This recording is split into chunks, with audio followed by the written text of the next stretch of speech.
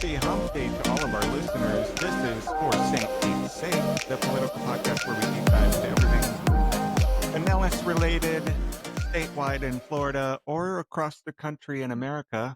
I am your host, Christian Hotchkiss. I'm also the president of the Stonewall Democrats. And I am joined, as always, by our co-host, Laura Gherkin, who is my vice president. Laura, how are you today? Hi, Christian. I'm doing well. It is like a lightning crazy rainstorm over here at my apartment right now. So if I get distracted looking out the window and just going, ooh, it's because I think my apartment's like lightweight getting hit by by It looks lightning like right now. outside with the lightning and the thunder, it looks like we're in a hurricane. And we're not, but this is just a summer shower. But, it's a little crazy outside right now. It's a little dark. I got the window Yeah, it open right really, here really and our is. blinds open right behind me here. I'm not going to move my camera to show everybody, but I can see outside. You may see flashes every now and then. Yeah, for sure. All right. So if you have to our listeners, to our viewers, you may have noticed that we do not have a third guest with us this afternoon. To our listeners, we do not have a guest this week.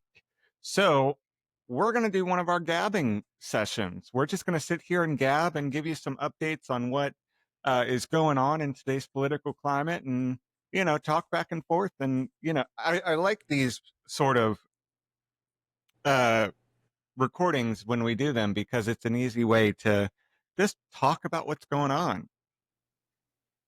Yeah, absolutely. And you know what? I do think there may be just a few things going on in the world and in Florida that we could probably talk about. So I think we've definitely got quite a few topics that we can dive into. Oh, and we are Do you have going to. anyone in particular that you want to start with? I do. I think I want to start on this bombing in Iran. Yeah. So, if you haven't heard yet, if you've been living under a rock, Trump bombed Iran.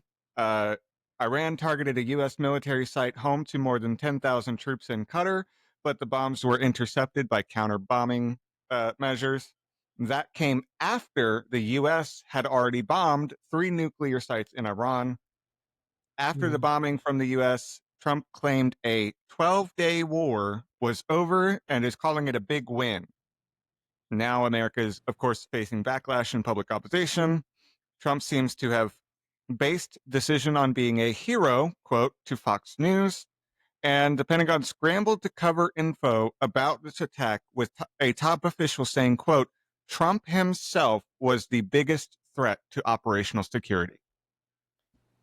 That sounds about right. I'm not surprised. Like that man cannot hold a secret. Like he just can't No. stop and he can't stop himself from tweeting everything all the time or, saying inappropriate things to reporters. Like, he dropped the F bomb in one of his classic interview me next to the helicopter or airplane, so it's like terrible audio moves. But yeah, I know I've been really, we're both millennials. I'm an older millennial.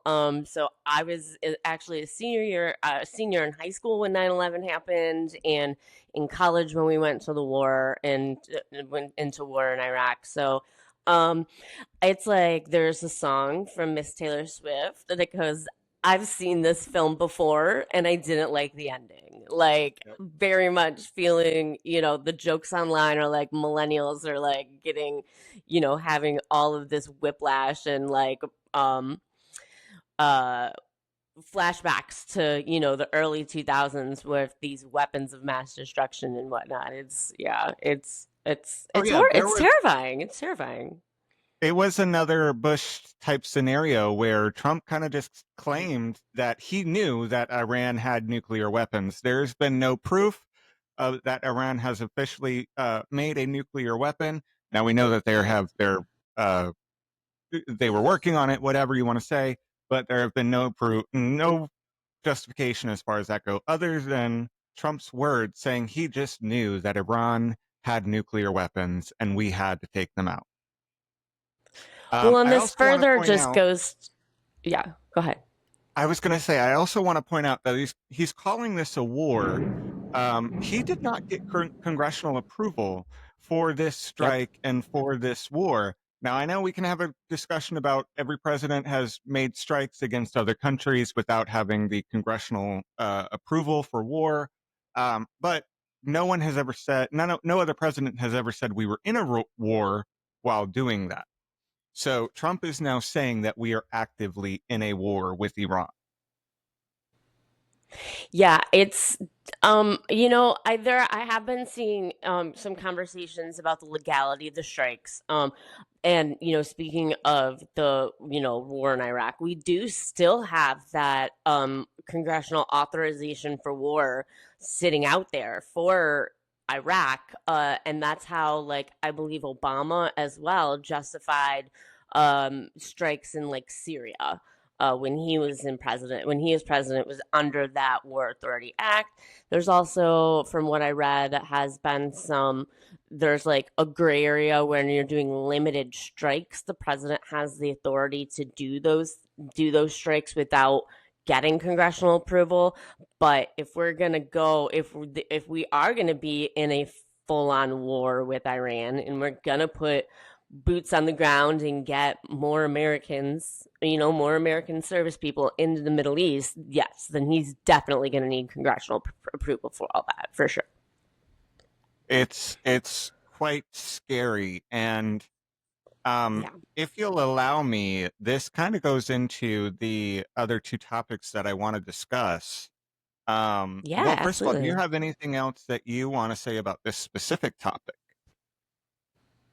No, again, it's been, again, with the millennial of us, we have to find like the hilarity in it so we don't sit all around crying all the time. So I've definitely been enjoying the World War III memes in TikToks There and was, whatnot, but let's let's keep it in the land of like funnies, not yeah. real. Yes, yes. There was a TikTok that I saw where someone was saying that Americans were being blamed and Americans bombed Iran. And the person who was recording the video was like, I didn't bomb anybody.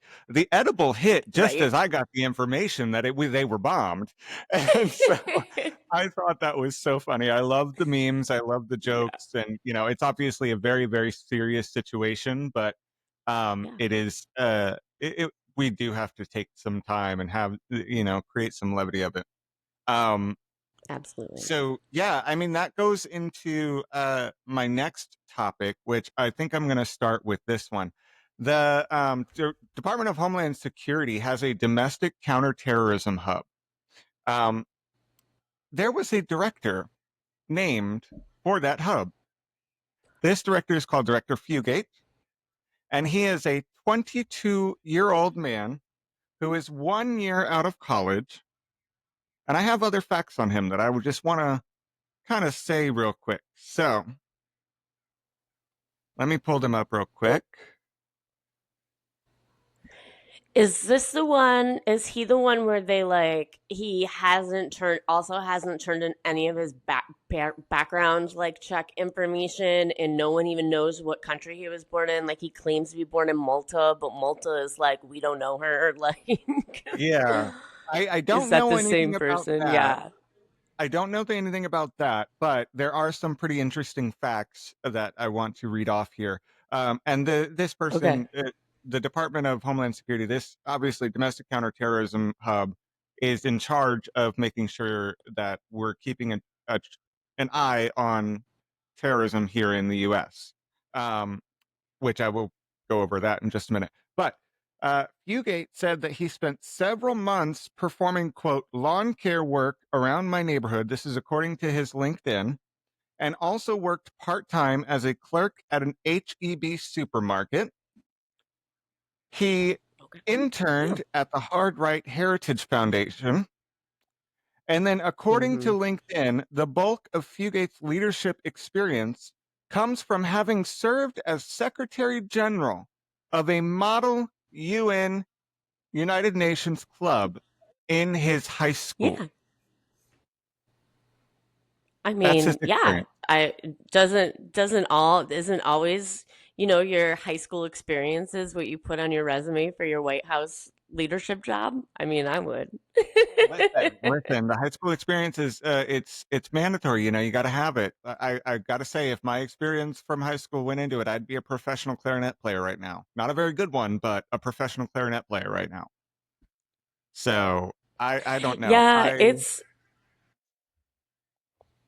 it's the ahead. Doge of it all. A lot of those kids from Doge were also, very recent college graduates, very young, like not, exactly seasoned professionals like, we've come to expect with every other presidential administration that hires people. But Yeah. yeah. Yeah. And there are, I mean, I don't think that anybody should be in this position in any of the positions in the White House without prior experience. However, I can say that like a Kayleigh McEnany as White House press secretary, I can kind of forgive that because she had no prior experience except other than being Yeah. on the Trump campaign.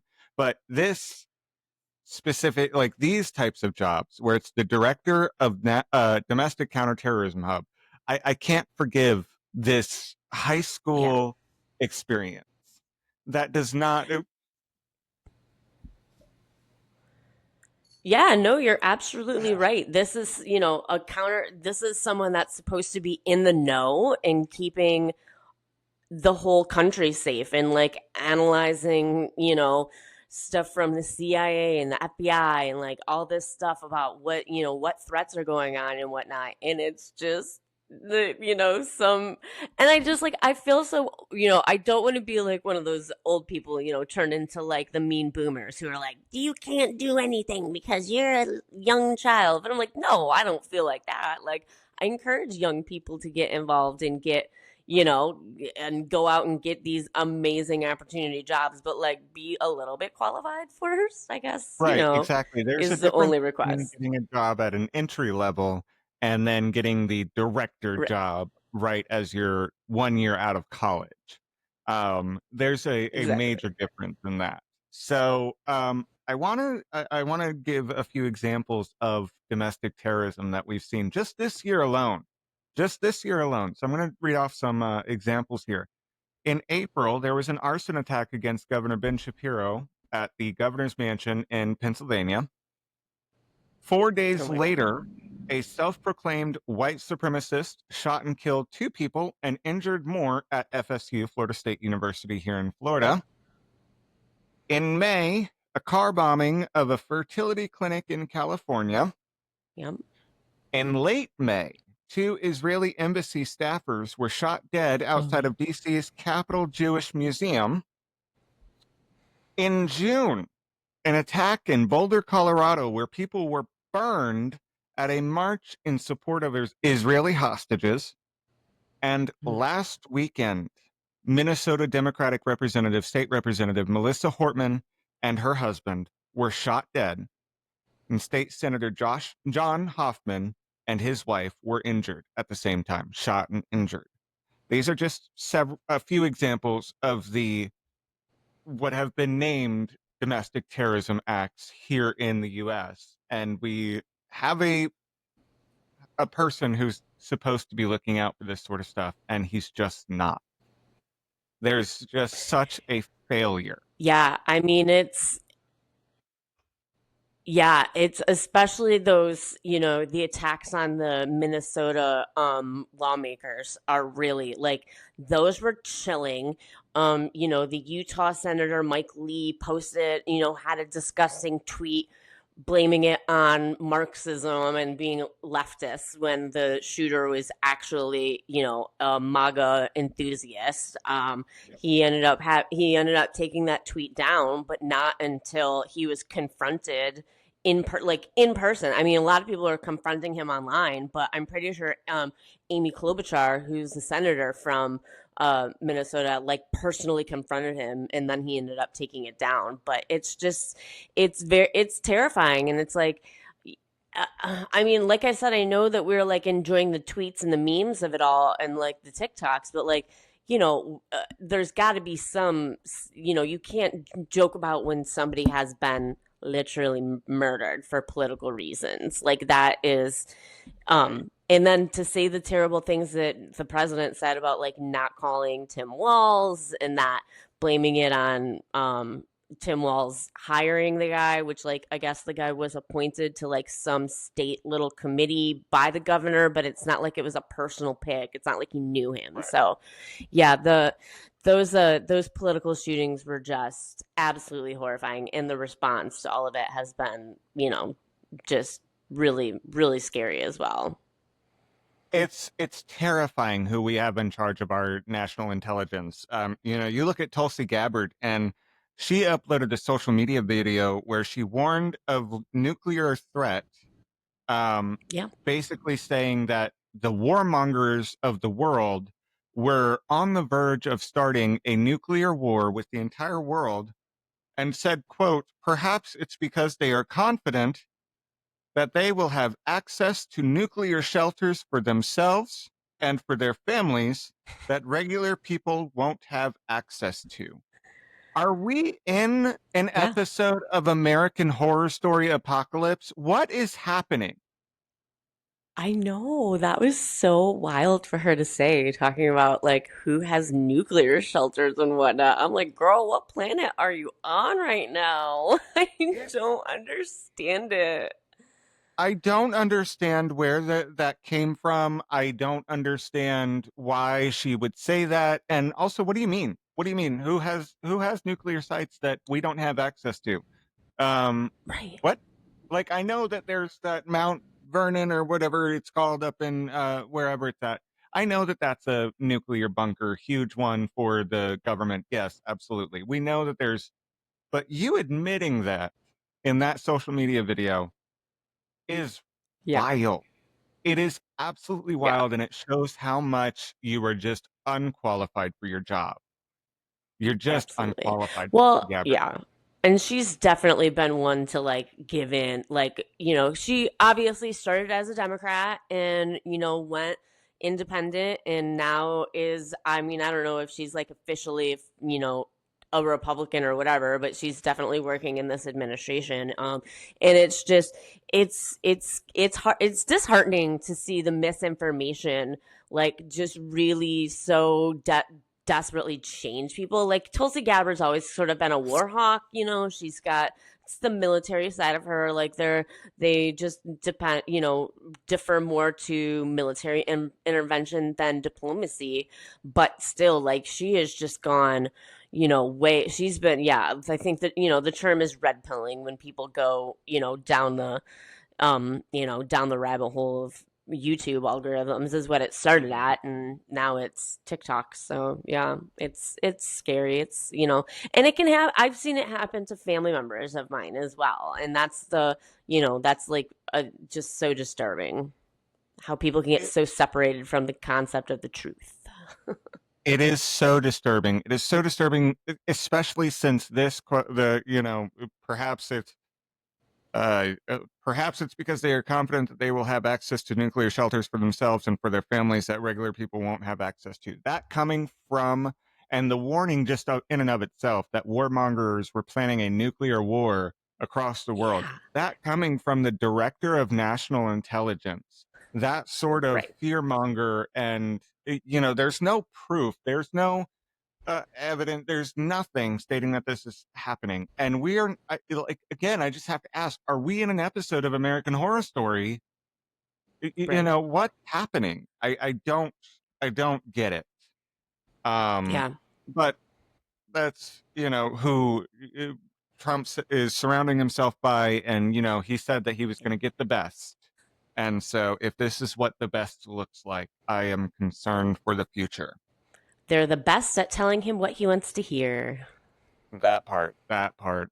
Um, it, I'm going to move on to the last topic that I wanted to discuss, Yeah. which is this one is just as scary. It's more, to do with America itself. There's a new whistleblower complaint rocking the Trump administration, which alleges a top DOJ official said that the DOJ would need to consider saying F you to the courts and ignore any court orders. This comes from a Wow. longtime DOJ attorney His refusal to lie led to him being ousted from the Department of Justice, so he was fired for this.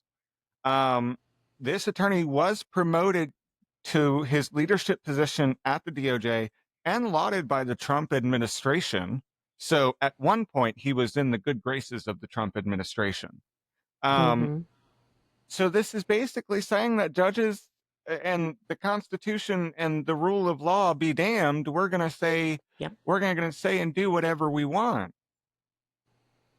Yeah, I saw a notification come up before we were recording. I didn't get a chance to read it. It was from the Washington Post, but it said something about like the DOJ um, is suing 12. I'm just going to look at it. Yeah. The DOJ sues 15 federal judges in Maryland over deportation orders. So it's, the fight between the branches is escalating. Right now, it's basically the Title One executive branch and the Title Three judiciary branch going at it because Congress, the majority, and the Congress being the majority, which is it's controlled by the majority, which are the Republicans, they've just completely given up all of their authority to ring in a president who is going beyond the scope of what he's supposed to be doing. So yeah, it's all. I mean, yeah, I don't even I know. always want to ask when people try to defend these sort of actions and, say that, well, he's got to do what he's got to do, and he's deporting people, so he's deporting the criminals, blah blah blah blah blah. Um, what would they say if Obama or Biden or Clinton even did any of this? Now, let's remind people Obama's nickname was Deporter in Chief. He Yeah, deported more immigrants than any other president, but he did it the legal route. He did it correct. the correct way, In a getting them back to their home much more country humane way too. and much more humane way. So I get so frustrated when people try to defend these actions and you know saying "f you" to the courts, and that's a quote from this whistleblower. And when I say whistleblower, that means it's not just someone stating, saying something uh, to the media. This is an actual thing that has been sent to the Department of Justice, sent to Congress. This is an actual Yeah, like discussion that was had, and this whistleblower came forward. Now thank God there's protections for whistleblowers are protected by the Constitution, by the law. Thank God, because if this is true, I'm yeah. I kn- I feel it's like it's that's going to just be it's my face. really It's just, yeah. Yeah, I mean, it's the and that's the thing that I think is like like it gets to me the most is, he was sworn in on January 21st. This is or January 20th, whichever. This is June 25th. This has been bare 5 months. It hasn't even been 6 months yet. And there's just so much has gone down, and so many of our norms have been degraded, and just I mean, it's just, I just don't know where we go, where else goes. You know what I mean? Like, it really disturbs me. And, speaking of the immigration portion, one of the things that I saw today that I wanted to bring up is, Alligator Alley Alcatraz that they're building down here in Florida, that Governor DeSantis is erecting tented and trailer homes, basically, like facilities in the middle of the Everglades, in the middle of summer, in the middle of hurricane season. Like, what do we think is going to happen there? Like, what are you going to do when you have the first tropical storm? Hell, a hard summer rain could take some of those places out because it's so, like, the Everglades are a swamp. They're swamp. It's not oh meant to be yeah. lived in. Oh yeah, and it goes beyond that too, because remember the Supreme Court in a 6-3 decision said that Trump could deport all of these people back to countries they're not even from, which is Saudi Arabia, Yeah, which is the place down in Venezuela. Venezuela, thank you. You know, there's some the Supreme Court came out and said it that they could Right. deport people back to where they wanted without due process, essentially. And it's Yep. sick. It's absolutely sick. And if if this goes the way this whistleblower's saying it's going to go, Yeah. we are truly our democracy is dead. Our democracy, the second we say F you to the courts, Right. our democracy is dead. Because remember, the Supreme Court has no power of, Enforcement. enforcement. Right. That comes from the lower courts. So if we're saying that one of our co-equal branches of government, that just says the Constitution is Constitution be damned, rule of law be damned, judges, Supreme Court be damned. Right. We're going to do what we want, and you can't stop us. Our democracy will Right. die. That's not Yeah. a joke. And I mean, I hate, yeah, it's not being alarmist. It's just it's being realistic at this point. Like, Yep. I mean, it is alarmist, yes, but we're in an alarming situation. You know Right. what I mean? Right. Exactly that. We have never been in this sort of situation. We have never, no other president has come close to these sort of actions. And it's absolutely awful that, we're in these situations and we're seeing these headlines. I want to remind people again, I say it all the time, don't get lost in the headlines. Pay attention to what's actually happening. Pay attention to these sort of Mhm. stories because these stories are the ones that will affect us. What he says about whoever, what Trump says and what names he calls people, it doesn't matter. We Right. need to stay focused on what's going on. Um, we need to stay in the now. It's serious. This is again, not to be alarmist, but this is a very alarming situation, like you said, and we have to stay on top of it. Absolutely. For sure. So, Definitely. Definitely, definitely. yeah. Well, I think those are all of our little topics that we were going to hit today, right? Or did you have anything else left? All we got left to go into is our shout out and shutdown. Yeah, that was all I had, unless you had a specific topic that you wanted to discuss real quick. Nope. The only other thing that I wanted to mention was the Alligator Alley Alcatraz, and it fit right in there perfectly with your last story. So it works out great. What do you have this week, Christian? Do you have a shout out or a shutdown? So I have a shout out, and I did it last week, but I want to do it again.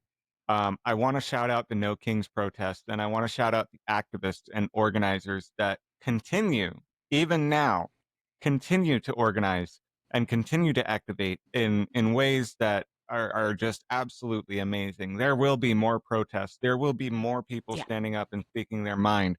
And I want to shout that out because every single person should be involved in those displays of patriotism because that's what they are. When you go out and use your First Amendment voice, that is you being a patriot to the United States of America. That is you using your absolutely. constitutional right. And I encourage everybody to get out and use it and stand on the right side of history and don't let our democracy die. Don't let our democracy die. For sure. Yeah, I know. There's another National Day of Protest coming up in July. I'm not exactly sure what the date is. I want to say it's like in the second weekend of July because obviously the first weekend is 4th of July.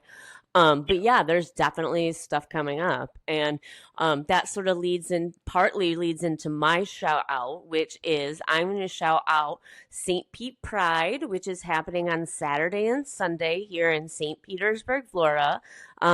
Saturday is going to Largest be pride the in Florida. Best Pride in Florida. You are darn right on that. Saturday is like the Park Festival and the Trans Parade, and then the main Pride Parade. That's all on Saturday. And then, all Central Avenue will just be popping all night after that. There's so many good venues that have so many fun fun things planned. I know me and my friends are super excited. And then Sunday is the street fair from noon to 5 on Central Avenue in the Grand Central District, also known as the Gayborhood. So I would love to I would love to see any of our listeners come out and say, hey, give us a high five if you are in the if you do listen or watch the podcast. That would be great. I just want to shout out all the planning that's going on for that, and just like all the hard work that goes into these events. And I just really appreciate everybody that works and makes this such a cool event for us to have every single year. So yeah, that's my shout out, is Absolutely. to the St. Pete Pride Planning Committee. Absolutely. To St. Pete Pride and to our own, who, we've had some incredible people help us out. And um, it's been absolutely incredible to be a part of these events. So, Saturday, yes, the festival in the park starts at 2 p.m. We encourage you to go check that out. It will last all day. There will be live entertainment, bands, drag queens, drag performances, things like that. And then the Trans March starts at 5 p.m., which will lead from Vinoy Park to Albert Whitted Airport. And then the full Pride Parade will go the opposite direction, starting between 6 and 6:15 from the airport to Vinoy Park. If you would like to march with us, please join us. Come Yeah. and have a good time. We are encouraging everybody. If you want to come and march in the parade, throw some beads, have some fun. We're encouraging that. We would love to see that. Um, we've got several different groups coming and joining us, so I'm super excited, and I know you are too. Yeah, absolutely. I'm super excited because we're driving my car in the parade, so I get to just get Uh, early and sit in my car. I don't yes, have to yes. stand around waiting for the parade to start, but that's okay. Exactly. And we're going to make sure that car is decorated Pride full out. Absolutely. Absolutely. That reminds me, I need to get in my group chat and ask if anybody's got car paint. Because my car's white, so we should like paint it up. You know what I mean? I think that would be Yes, super yes, fun. I agree. Maybe look on Amazon. Alrighty. Well, that is all that we have for us this week. Is that right, Christian? That's it. Thank you, everybody, for tuning in and listening to us gab and yap. And, like I said, this is probably going to be once a month thing where we do this and give you the updates and just talk your ears off with no guest. But we appreciate you listening and thank you for tuning in. Absolutely. So please remember to like and follow us on Facebook, Instagram, TikTok, and YouTube. We're at For St. Pete's Sake. Subscribe to our podcast wherever you listen, and we'll be back next week with more stories from the people doing the hard work to make our community better. Until next time, for St. Pete's sake, keep pushing for change.